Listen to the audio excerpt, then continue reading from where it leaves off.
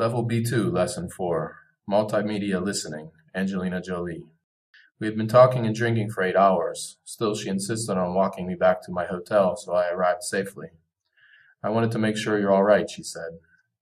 As a journalist who lived through the siege of Sarajevo, I saw Muslims, Serbs, and Croats who had formerly lived side by side and been friends viciously turn on each other.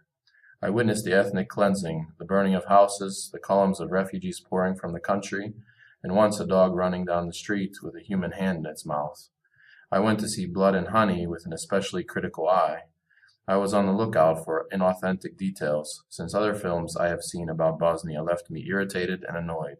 Why hadn't the director done more research? Why couldn't someone tell the true story of the brutal war in the heart of Europe at the end of the 20th century? I emerged from Jolie's screening impressed. How could a woman who was only 17 when the conflict in Bosnia erupted in April 1992 have so perfectly captured the horror of a war that focused largely on indiscriminate and brutal attacks on civilians? She is honest when she says, "At the time, I had no idea of the extent of the agony."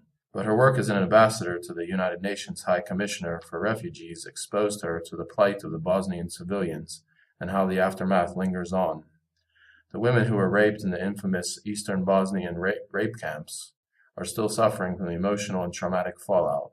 It was an especially sensitive point for her. So Jolie, who was always taken on her roles with an intensity that is almost frightening, immersed herself in reading everything she could about the Bosnian War.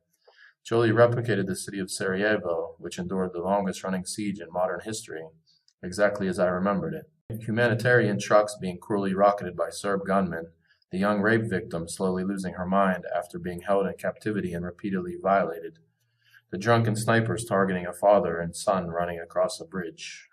Her film depicts the isolation of war.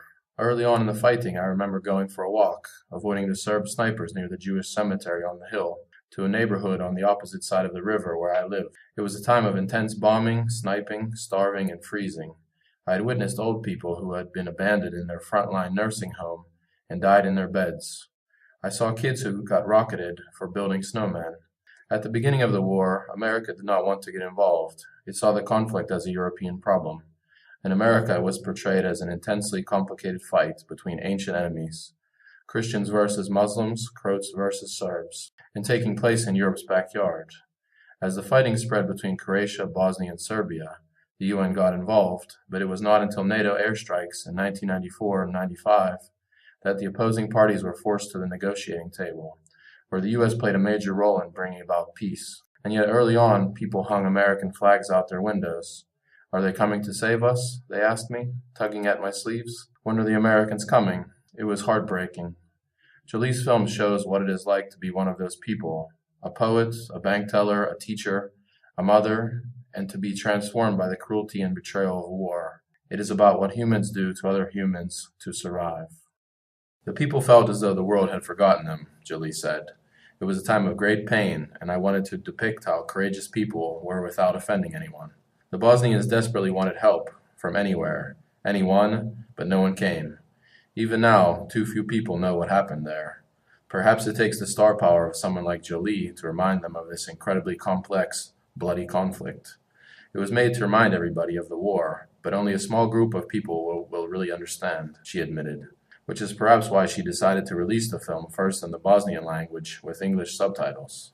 The authenticity of Blood and Honey comes from a team of talented actors from the former Yugoslavia, a mix of Serbs, Muslims, and Croats. Most of them lived through the war. Many lost family members or were wounded. Some of the actors saw the war up close. The leading man, Goran Kostic, comes from a distinguished military family. His depiction of an officer who is forced to commit savage acts against his will is honest and painful. Vanessa Glojo, who dreamed of becoming an actress and whose hopes were temporarily smashed by the war, recalls how she was shot at many times. "They didn't get me there on my way to school. They wounded me in my own house with the granite mortar."